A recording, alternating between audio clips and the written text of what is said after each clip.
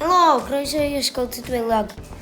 Da ni'n blant bach cwysig ac mae ffarmio yn ei gwaed. Rydyn ni wedi clywed fod y ffermwr yn cwyno am bris isel. Defnyddodd ni feddwl am fusnes i hybu y defnydd gwych yma.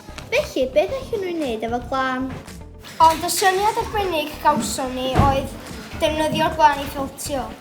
Gan fod yn Nadolig ar y ffordd, mi wnaethon ni benderfynu creu arfeiniadau wedi eu ffeiltio o blaen. So nifer o syniadau da am enwau ar gyfer ein busnes. Fe wnaethon ni greu holiadur ar Google Forms i ddewis yr enw mwyaf poblogaidd. Roedd 52% o'r dosbarth wedi dewis yr enw mwyaf poblogaidd, sef Gwlanog, Dweiliog! Cawsom gyngor gan fusnesau lleol ar sut i fynd ati i gychwyn busnes newydd. Mae cerrig man yn busnes newydd gan angharad ein cymorthyr. Mae angharad yn creu fframau wrth arddurno cerrig man. Rhai gyfeiriadau lleol arall daeth aton oedd Meinir o gwmni Meian. Mae Meinir yn defnyddio gwlan lleol o pen llun, ei olchi, ei liwio, ei nyddu, a'i ddefnyddio i greu bandiau pen hyfryd.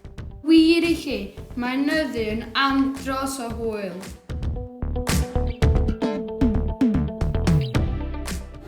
Edym ati greu pwyllgor ar gyfer y busnes.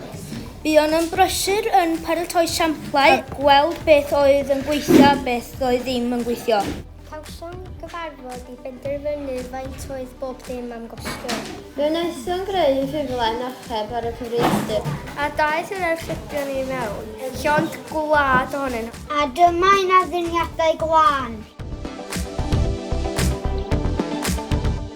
Dyna ni, Criw Mentrus Tudweiliog.